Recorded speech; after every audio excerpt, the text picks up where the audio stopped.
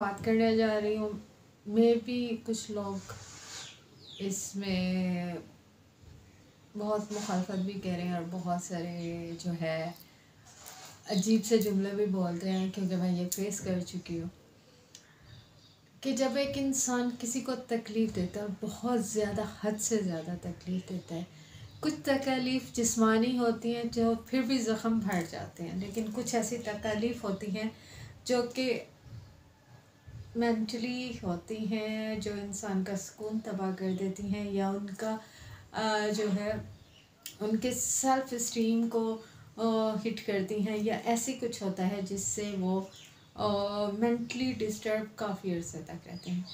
ऐसी सिचुएशन में, इस हालत में जब अगर कोई इंसान तकलीफ़ बर्दाश्त करते करते आपको रिटर्न में कुछ नहीं कह रहा लेकिन सब्र कर जाता है, और जब इंसान को सब्र आ जाता है तो वो खामोश हो जाता है।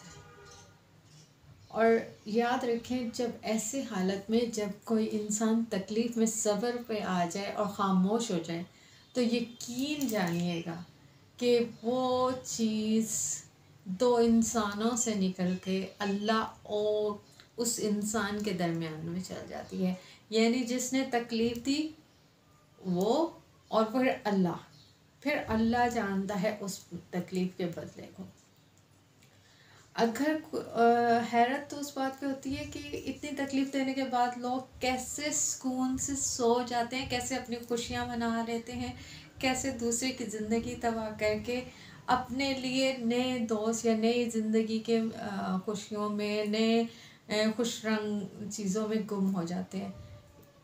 इतने बेज़मीर लोग हो जाते हैं, उनका ज़मीर ज़रा भी मलामत नहीं करता कि आपने किसी की ज़िंदगी के साथ क्या किया। ये चीज़ बाज़ औक़ात स्लो पॉइज़न स्टाइल में की जाती है, ज़रा एक इंसान की ज़ात को तबाह करने के लिए की जाती है, और कई दफ़ा ये 8-8 9-9 साल लंबे अरसे पे चल जाती है।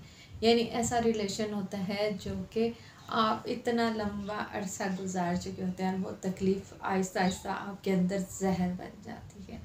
लेकिन आप एक कभी जवाब देते रहे और कभी नहीं, और लेकिन एक हद आती है कि उसके बाद आप बिल्कुल ख़ामोश हो जाते हैं और इतने लंबे अरसे चलने वाले ताल्लुक़ से किनारा कश हो जाते हैं।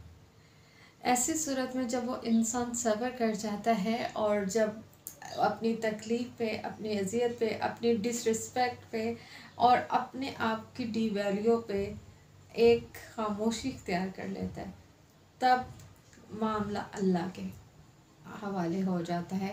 तब अल्लाह उस मामले को ख़ुद ब खुद टैकल कर लेता है, क्योंकि सब्र जो है वो अल्लाह की अता करदा सिफ़ात में से है। और जब सब्र इंसान आता है तो इंसान का वो मामला इंसानों से निकल के अल्लाह और इंसान जिसने तकलीफ़ दी है उसके दरमियान हो जाता है। अगर ज़िंदगी उसके बावजूद अगर आप फिर भी अच्छी ज़िंदगी गुजार रहे हैं और आप को कोई मुश्किलें नहीं आ रही या उस तरह का मकाफ़ात अमल सामने नहीं आया, तो ये मत सोचें कि अल्लाह की लाठी जो है वो ख़ामोश है। वो कभी कभी बहुत ऐसी जगह, ऐसे वक्त आके इंसान पे गिरती है जब उसको एहसास क्या, उसके साथ सहारा बनने के लिए भी कोई ताकत नहीं होती और ना कोई साथ होता है। बाज़ औक़ात उसके अपने रिलेशंस की फॉर्म में उसके सामने आती है, और बाज़ औक़ात कुछ नाउज़ुबिल्लाह, मैं किसी के लिए कोई बुरे लफ्ज़ नहीं बोलना चाहती, लेकिन ऐसी होती है। देर से ही, लेकिन होगा ज़रूर। तो मुझे ये बताएं कि आप ऐसी हालत में जब आप किसी को तकलीफ़ दे के सुकून से कैसे रह जाते हैं? आपका ज़मीर कैसे आपको मुतमईन होने देता है कि आपने किसी को तकलीफ़ दे दी और आप खामोशी से अपनी खुशियाँ सेलिब्रेट कर लें? कैसे आप अपनी सक्सेस, हाँ एक चीज़ है कि अल्लाह जब किसी से नाराज़ होता है तो सबसे पहले उससे एहसास का जो है वो ख़त्म करता है। उसका एहसास उन चीज़ों में ख़त्म करता है जिससे उसका ताल्लुक़ अल्लाह से या इंसानों के मामलात में बेहतरी की तरफ है।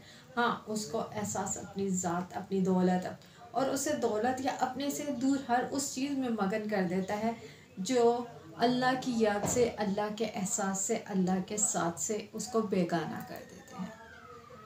ऐसी सूरत में जब ये सब होता है तो अल्लाह फिर एकदम कुछ ना कुछ ऐसा देता है। अगर उस शख्स से उसने अल्लाह ने फैसला किया कि ज़िंदगी में ही ये चीज़ का अंजाम ज़िंदगी में उसकी दुनिया में ही हो तो वो होगा, वरना आखिरत में।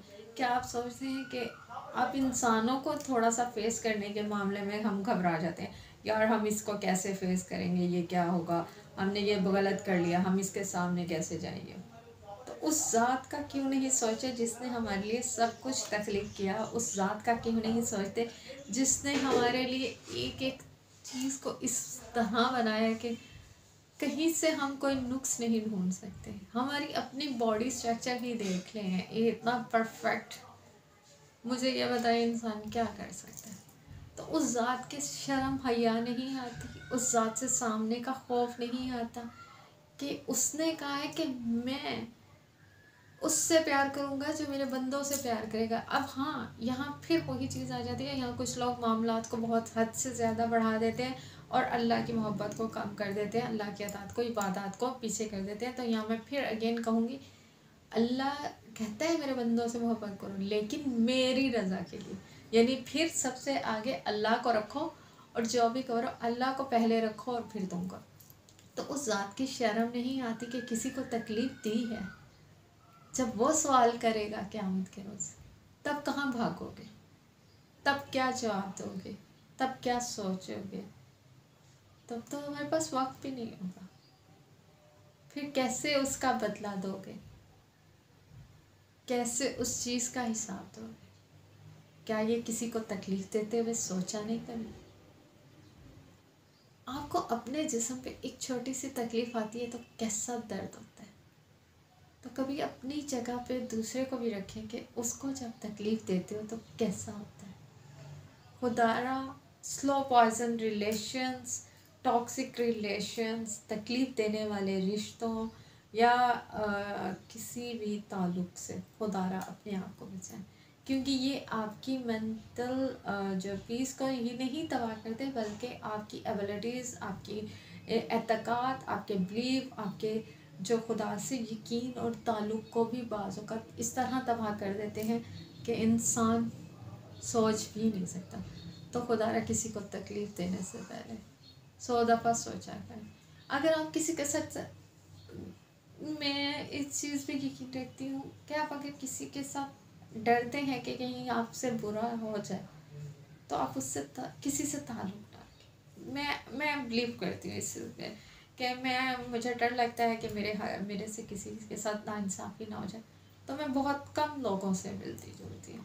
उसका ये फ़ायदा है कि जितना कम है उतना मेरा हिसाब किताब कम, क्योंकि मेरा उन लोगों से ताल्लुक़ कम होने की वजह से मेरे उनके मामलात में हिसाब किताब कम, हाँ कम। लेकिन आप अल्लाह के बनाए हुए असूलों को मत ख़त्म करें, जिसमें हकूक़ुल इबाद है, आपके नेबर्स के राइट्स हैं, आपके जो बीइंग अ मुस्लिम राइट्स हैं, बीइंग आपके जो एक पेट्रियोटिक कंट्री के पर्सन होने के राइट्स हैं, वो सब आप अपने जो हैं फ़राइज़ और राइट्स उसको पूरा करें। लेकिन इतना ज़्यादा सोशल हो लेकिन लोगों को तकलीफ़ें देते जाएं, फिर क्या फ़ायदा। कितने लोगों का हिसाब देंगे, कितने लोगों से झूठ बोलते हैं और कितने लोगों से तकलीफ़ों से गुजारते हैं। एक के साथ रहें मगर बेस्ट रहें, ताकि कोई आपको आपके जाने के बाद याद तो रखे कि हाँ कोई था पागल सा, दीवाना सा और सरफिरा सा।